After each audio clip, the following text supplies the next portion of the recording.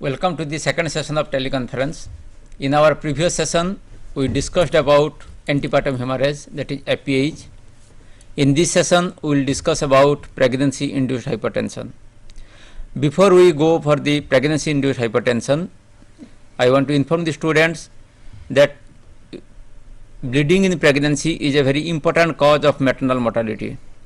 So, I will request the experts here to discuss about APH briefly, because we couldn't cover the second part of the APH, that is abruption placentae.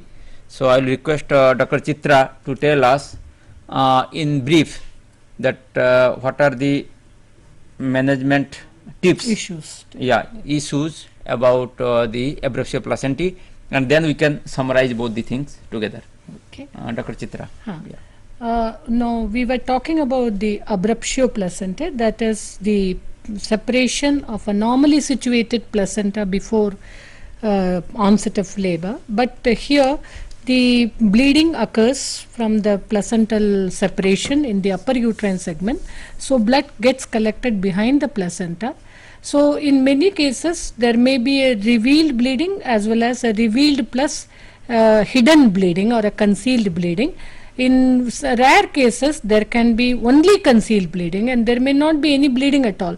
That is, patient is seized with sudden abdominal pain and there is a marked pallor, pain, restlessness and the patient feels there is loss of fetal movement, and when we examine this patient, the uterus is tense, tender and more distended than the period of gestation.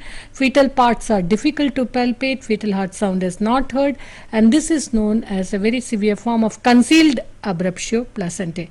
Hence there can be various ways of degrees of presentation of abruptio placentae as a antepartum hemorrhage.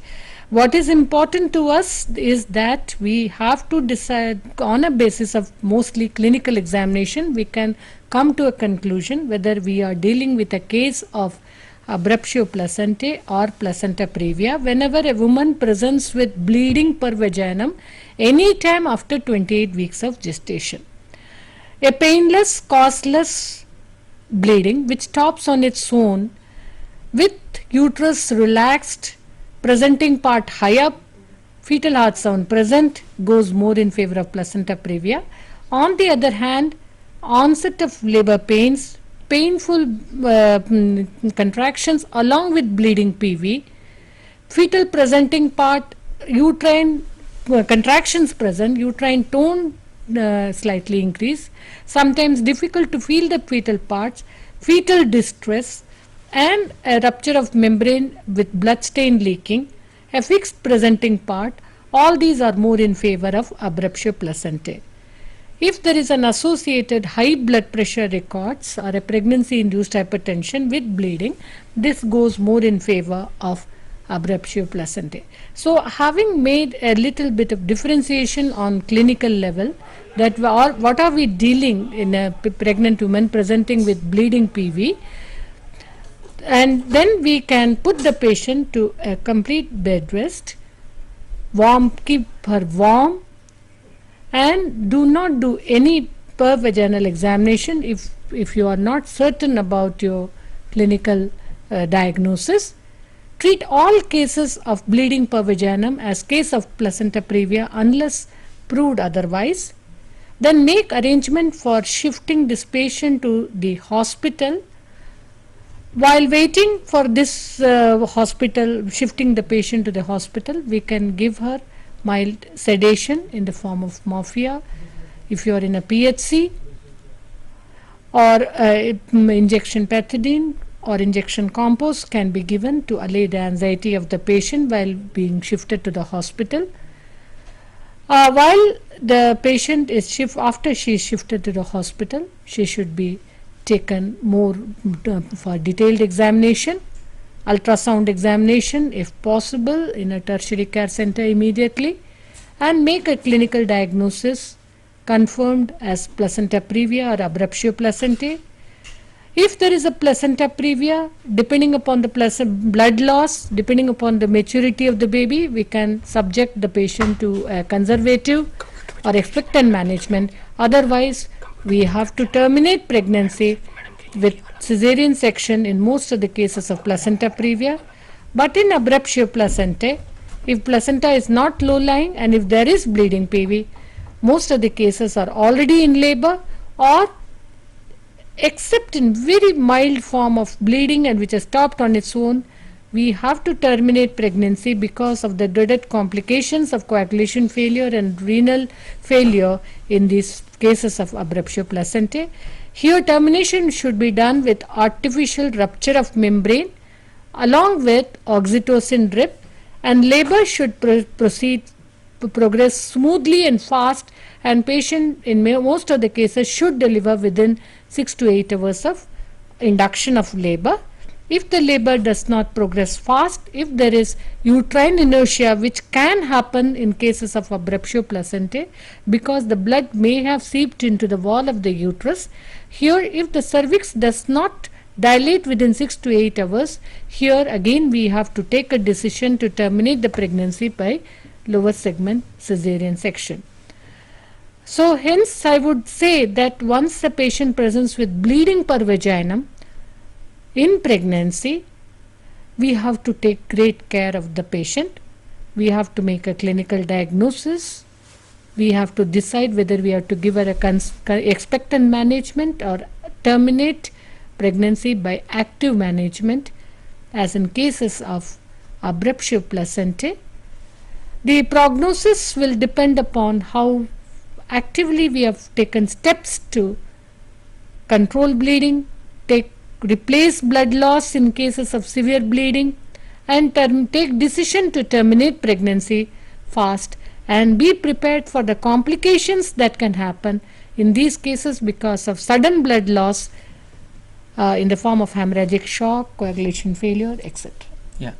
Dr. Ashok, will you tell me, for example, in a primary health center, they may not have all these facilities to manage like blood transfusion, all other things.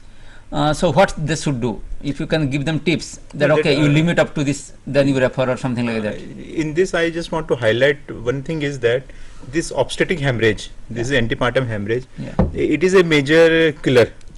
Yes. One should remember this. So one thing is that hospital management is a mandatory. The patient cannot be treated at a center where or at home where the facilities are not available for mainly for blood transfusion or where the blood is not available. So first is this. Second is one has to have immediate and timely transfer to a higher center, because if you delay the management, the prognosis will be bad. The third thing which the medical officer or any doctor has to keep in mind, that primary objective of the treatment is to save the mother. Yes. So if we keep these things in mind, and with this attitude, if we work at the primary health center or in any health center, we should then probably have a better outcome.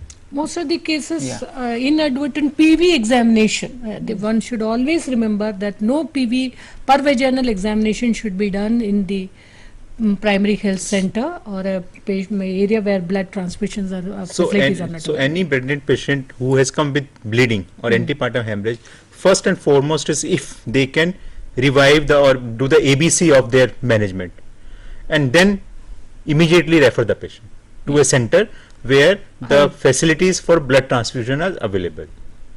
It is better to transfer the patient rather to bring the blood to that place. Yeah. Because in a higher center, the mother as well as the baby can be taken care simultaneously. So the aim is to refer as early as possible. As early as possible. Instead of going for expectant treatment or other things. No, there is no question of expectant treatment. Once bleeding occurs, she has to come to the hospital. So I think that has to be kept in mind, and especially as pointed out that we have to take the mother's life more important than the baby's life, because in this situation baby survival is plus minus, but we have to ensure that mother must be saved, and if baby can be saved, it is an additional thing. That is the expectant management. That is an additional thing, but not at the cost of the mother's life. I think that should be that is the summary. Yeah. Okay, I think we can go to the next topic, that is pregnancy induced hypertension. This is another killer as far the maternal mortality is concerned. So I will request Dr. Ashok Kumar to tell us that why it is so important, PIH. Before that, we should understand what are the different types of hypertension in pregnancy. If we can see this slide, we have gestational hypertension, preeclampsia, eclampsia, preeclampsia superimposed on chronic hypertension, and chronic hypertension.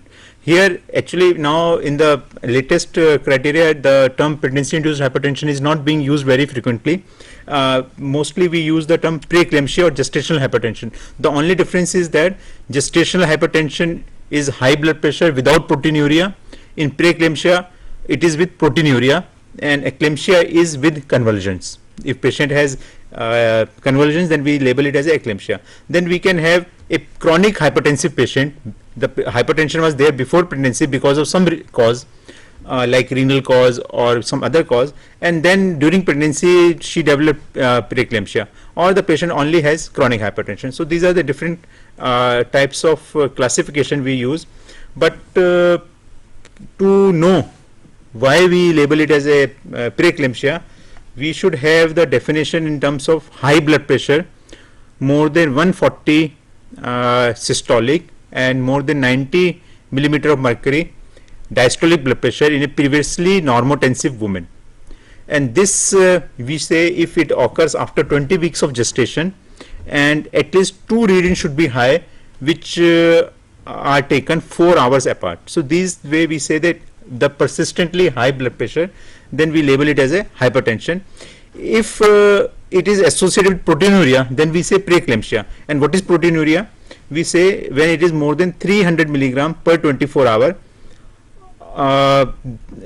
urine, then we say it is significant proteinuria, to be labeled it as a preeclampsia.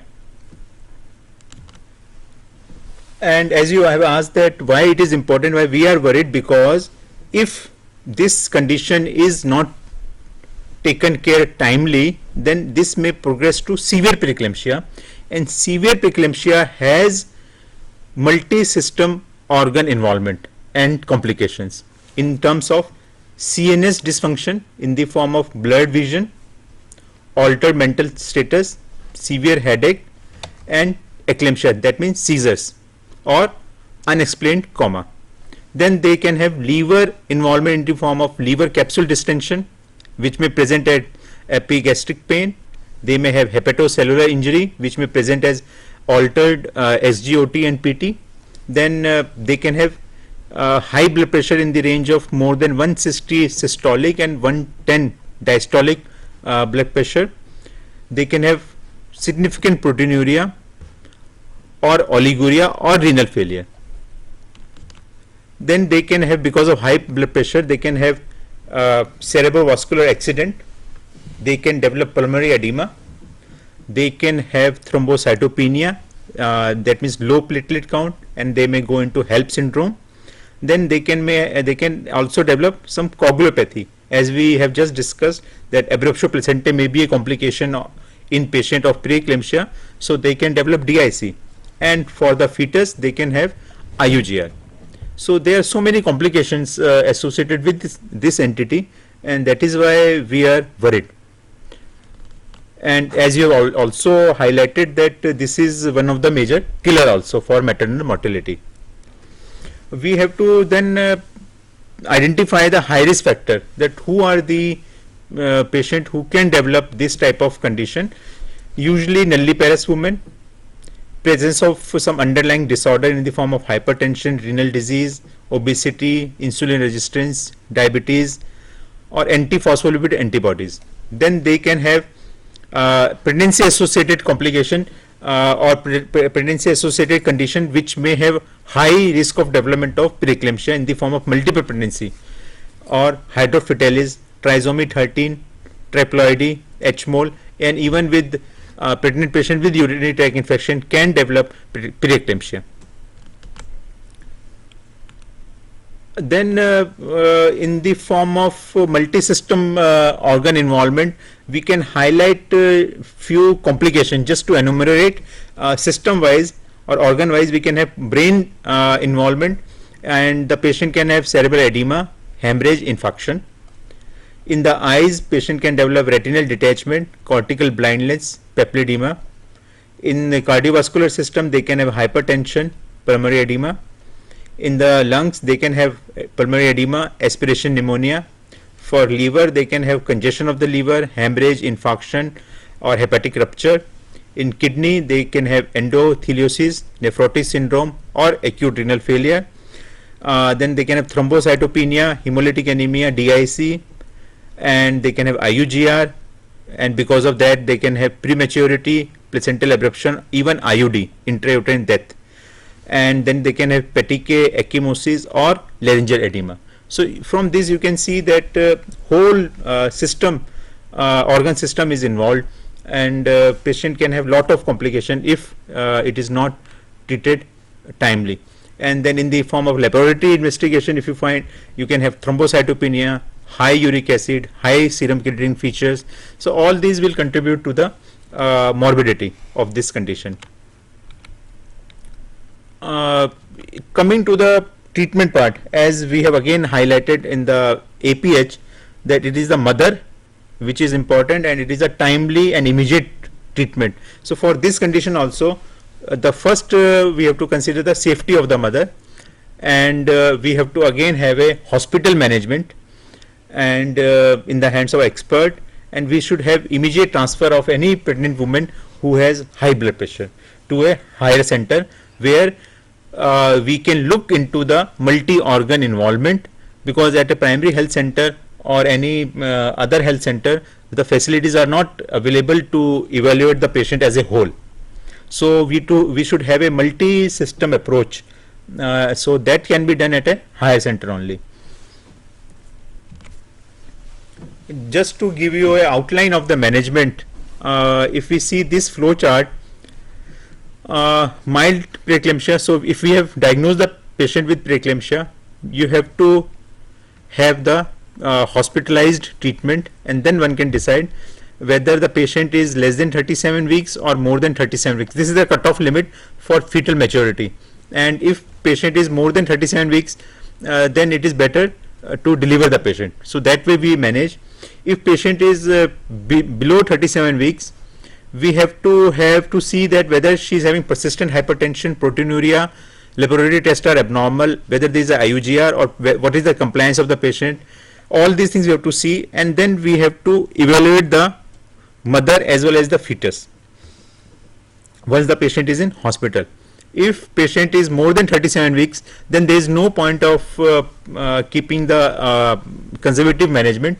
The best thing about preeclampsia is that it is the termination of pregnancy takes care of all the problems. So if you have the option in the patient interest, it is better to deliver the patient as early as possible. So once the patient has reached 37 weeks, there is no point prolonging the pregnancy.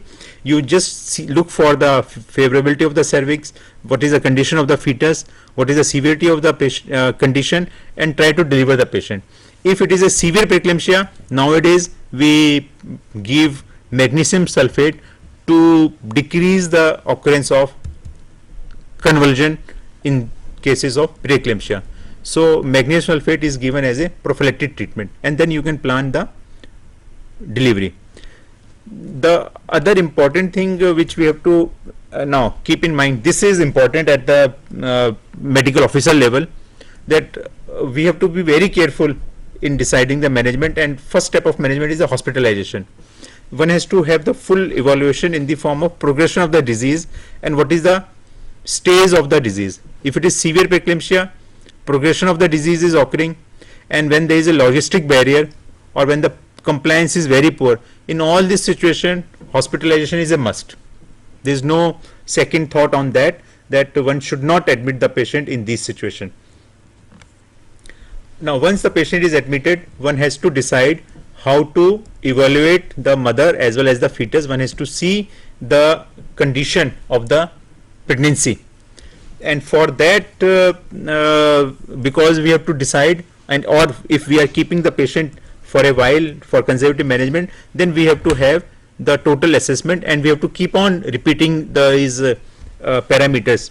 Like blood pressure, we have to do every 4 hoursly, then we have to look for the edema, we have to look for the weight of the patient, we have to look for the symptoms of the impending eclampsia, and these symptoms of the impending eclampsia we have to teach them, and we have to make them aware that what are the symptoms of impending eclampsia in the form of persistent occipital or frontal headache, visual disturbances, right upper quadrant or epigastric pain, or feeling of nausea, vomiting. These all are symptoms of imminent eclampsia. So one has to be careful about all this. Then one has to look for the proteinuria, what is the amount of proteinuria, and one has to do the hematocrit and platelet count twice a week, and liver function test weekly. So these are all in the monitoring. For the fetal evaluation, again we have to look for the fetal movements, non-stress test, biophysical profile, and ultrasound evaluation of the fetal growth. So these are the things which will help you in total assessment and monitoring of the patient. This is in a very brief nutshell, just to highlight the points that what all we can do.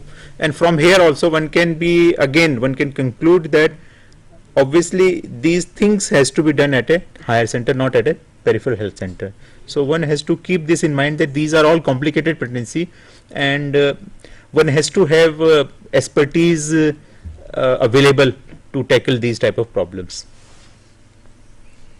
Now, what is the indication for delivery? Yeah, that I will just highlight.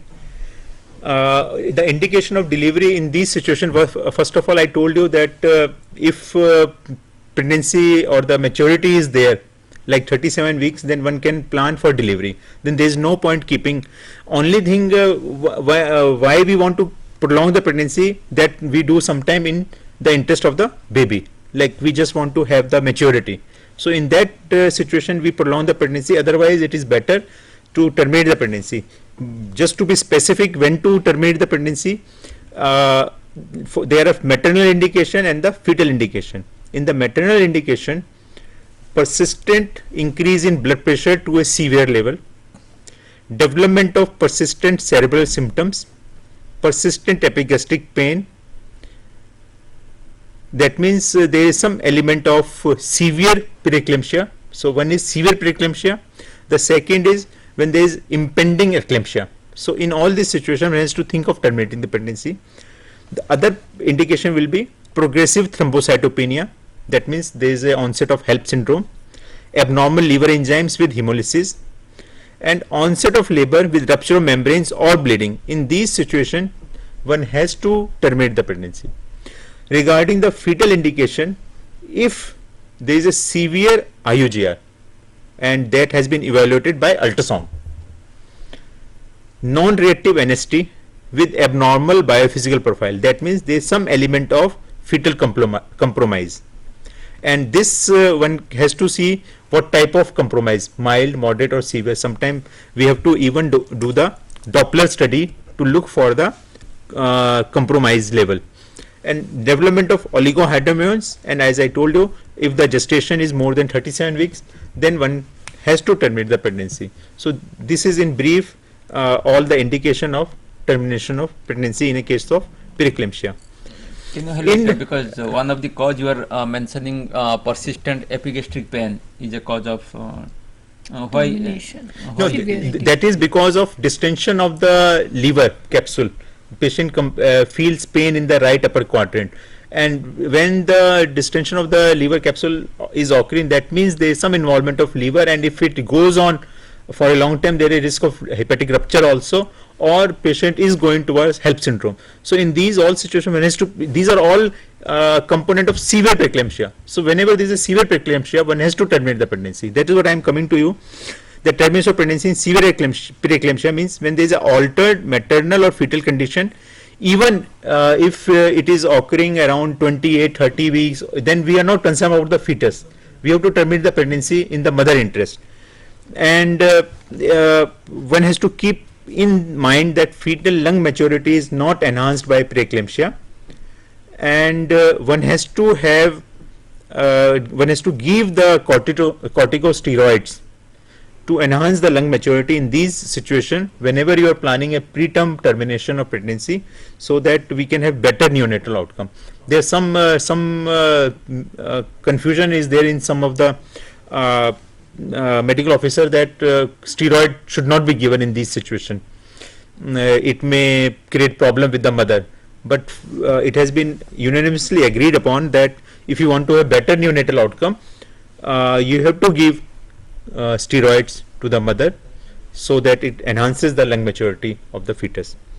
And whenever you are planning for that, it is better, or if the situation permits, you postpone the delivery for at least for 48 hours so that these steroids can act upon. Or if situation does not allow us to do, then it is better to terminate the pregnancy as early as possible. If you allow me to say, Yeah, Dr. Jaina's few words, just to summarize what Yes, he has yes. said, that pregnancy-induced hypertension is very peculiar to the pregnancy, and it happens in about 10 to 12, 20 15% of pregnant women, and we cannot prevent it. What we can prevent is the disease becoming severe in the form of preeclampsia, severe preeclampsia and eclampsia, because eclampsia or convulsions associated with high blood pressure and albuminuria is what that kills the woman. So we have to prevent eclampsia from occurring in these women at all costs. What exactly causes this preeclampsia is not known. There is no specific treatment. So there is a generalized vasospasm, and as has been pointed out, there is a multi-organ system involvement. What we can do is to reduce the vasospastic effect of and high blood pressure in these women by putting them into complete bed rest whenever there is a high blood pressure record, or in very young, very ambulatory form of treatment can only be given into those women who have some amount of edema feet.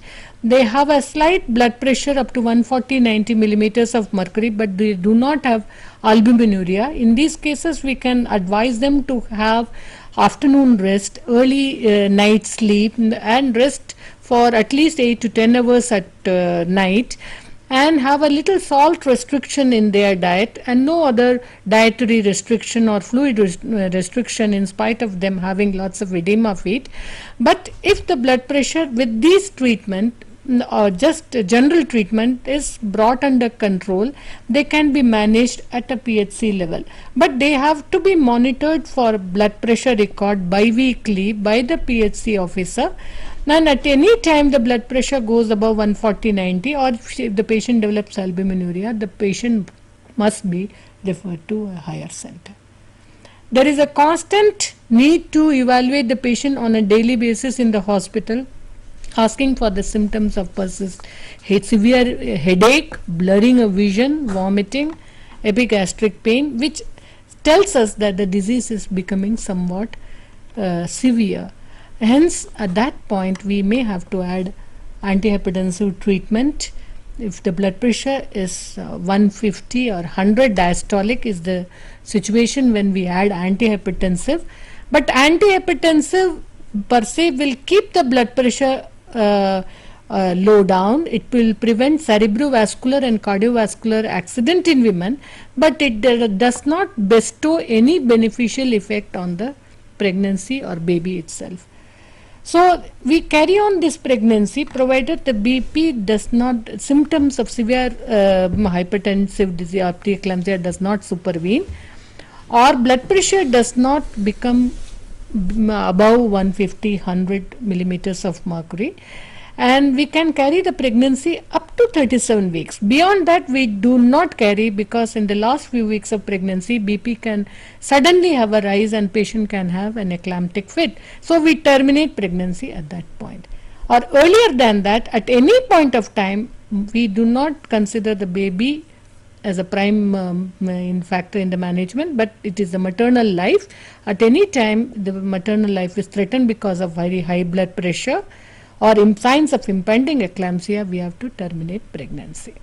So in all these events, we have to basically closely monitor both the mother and the child.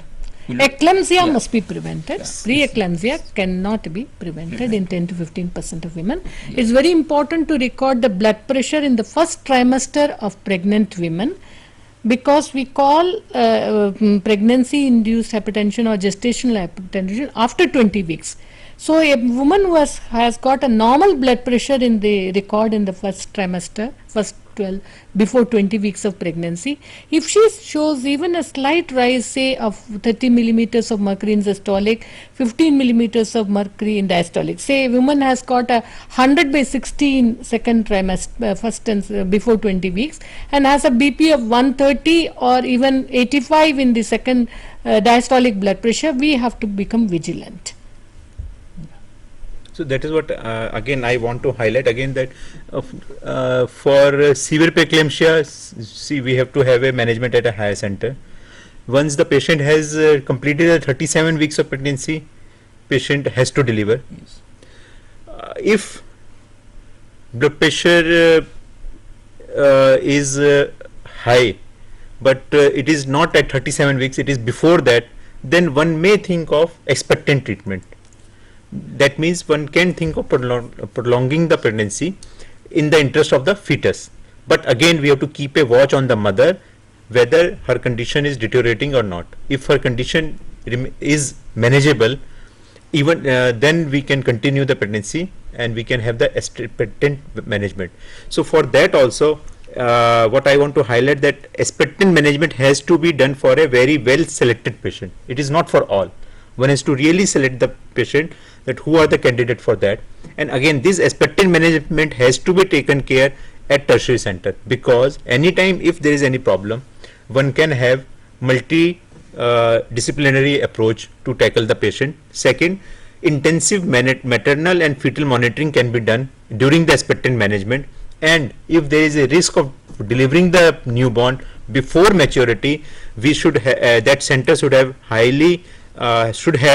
a highly intensive care unit for the newborn. So again, expectant management should be done at a very well selected tertiary center. So this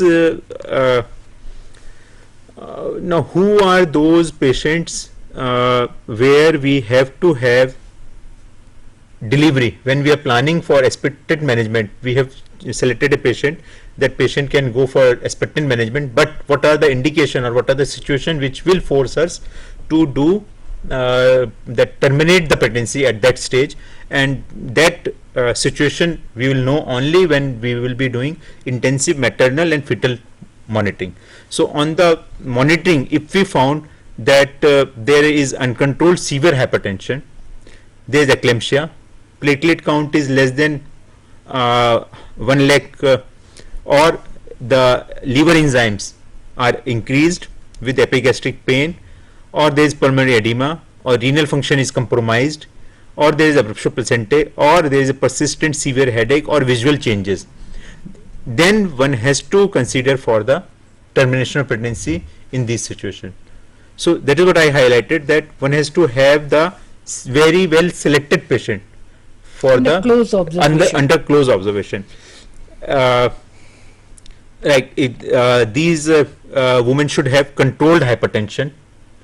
They should have less urinary protein, and then one has to be very careful about the monitoring part. And uncontrolled severe hypertension, what I am talking of is that whenever the systolic blood pressure is more than 60 milligram, diastolic is more than 110 millimeter of mercury, and maximum doses of at least 2 antihypertensive agent has been given.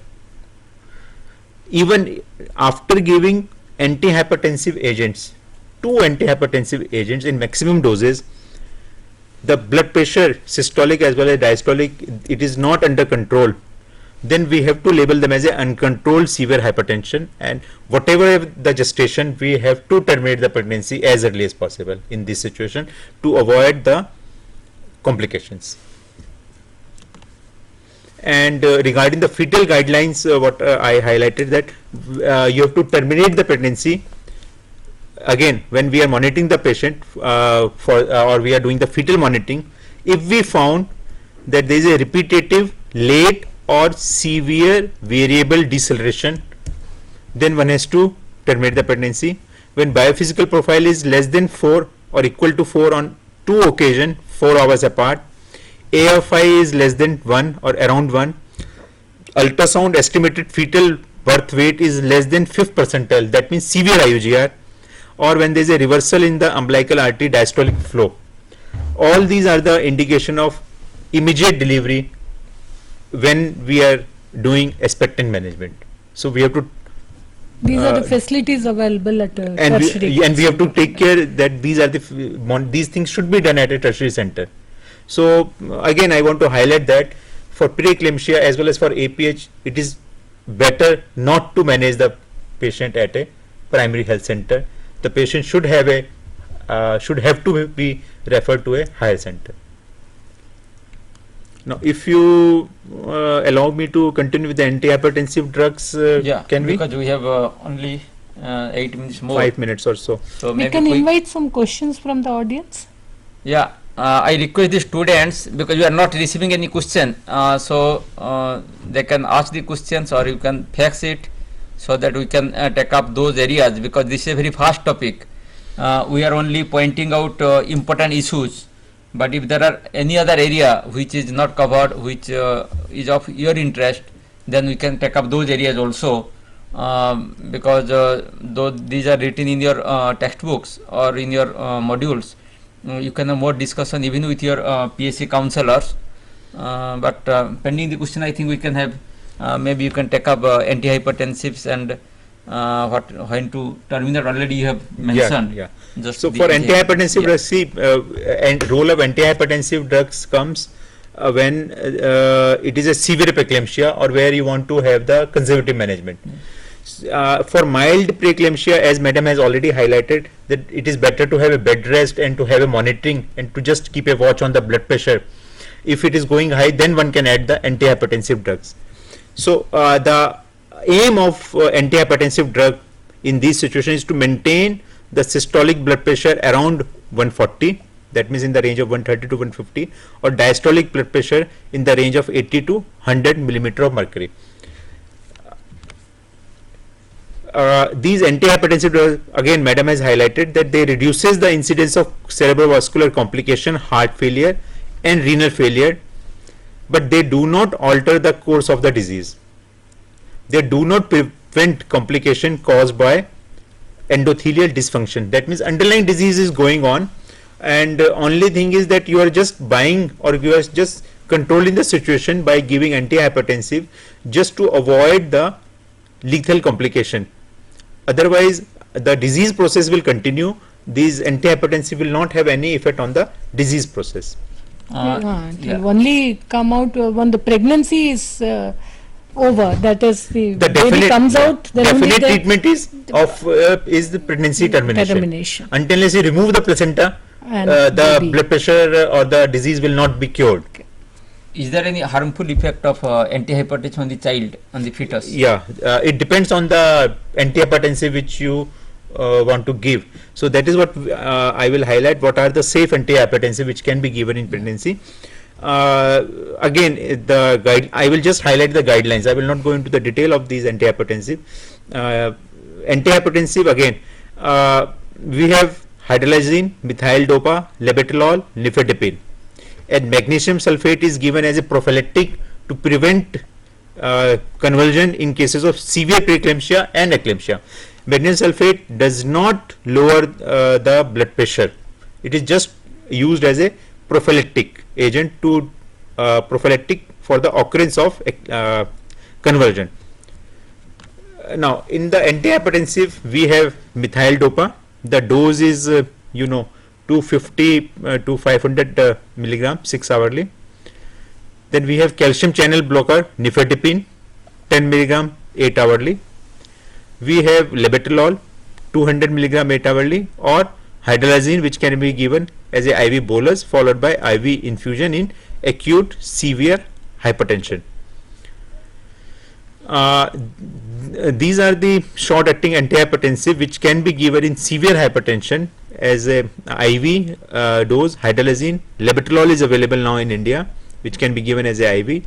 Nifedipine, sublingual route is not preferred nowadays. It is better to give oral nifedipine 10 milligram.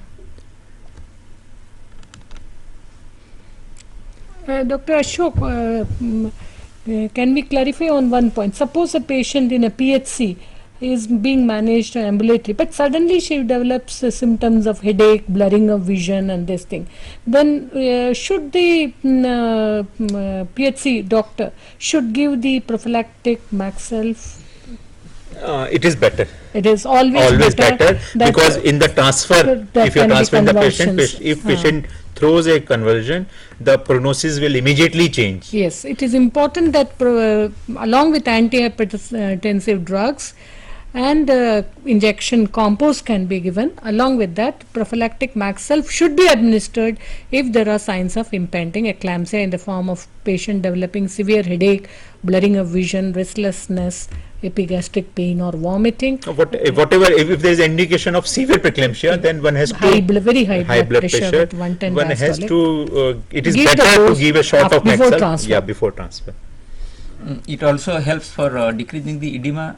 No. No, not at edema. all. Edema is part and parcel of the disease, and it cannot come down unless the pregnancy is terminated. See, now the most of the mortalities are because of the convulsion. They aspirate or they have a cerebrovascular accident. So, to take care of that component, it has been seen that if magnesium sulfate is useful in preventing the occurrence of convulsion. So, in severe preeclampsia, we have to reduce systolic blood pressure initially by only 20 to 30 milligram. We should not have drastic fall of blood pressure. We should decrease the diastolic blood pressure by 10 to 15 millimeter of mercury to protect mother from cerebral hemorrhage and fetus from hypoxia. That means placental perfusion should be maintained. It should not be drastically lowered. And one should continuously do the CTG monitoring, and one has to look for the or have a eye on the vasodilatory part of the mother, as well as one has to keep a watch so that the volume, intravascular volume is maintained in these situations. Hydrazine we are not using very commonly, so I will not go into the detail. Nifedipine is very commonly used. These are the drugs. Nifedipine is very safe and can be given at a health center. So just to control the acute rise in blood pressure, and action start within 10 to 15 minutes. There may be slow release tablets in which action starts within 60 minutes. Yeah. But it is ease of administration and safety of this drug. So this can be given in acute situation along with Maxelf, and then one can transfer the patient. Okay. Can you summarize, ma'am, if a patient comes, maybe in half a minute, if you can just give tips 1, 2, 3, 4, what they should do? If antenatal patient, all pregnant women should have a screening for blood pressure to pick up cases of pregnancy induced hypertension, and urine should be checked for albuminuria if there is hypertension. If the patient is having albuminuria along with hypertension, she is a case of preeclampsia, and this patient should be transferred to higher center immediately. Ambulatory management at PHC level is only possible if there is no albuminuria, a very mild hypertension of 140-90 millimeters of mercury, and some edema of feet may be there. In these cases, bed rest may be sufficient. But patient needs to be monitored for any rise in blood pressure by twice in a week, and can be managed like that ambulatory, so long as the BP does not shoot up at any point. So, any eclampsia patient, the aim is to refer as early as possible. I think that is the message we want to give. Induction of labor is also needs to be taken care of. We do artificial rupture of membrane with oxytocin, and patient should deliver within 10 to 12 hours of induction. Yeah, thank you, ma'am. I thank Dr. Ashok and Dr. Chitra here for being here, and I thank all the viewers, the students, the participants at the regional center level. Please note that our next teleconference will be on the 4th August, on the 4th Sunday of August, that is 24th, and please be in contact with the regional centers for our detailed programs. Thank you all again. Thank you. Thank you.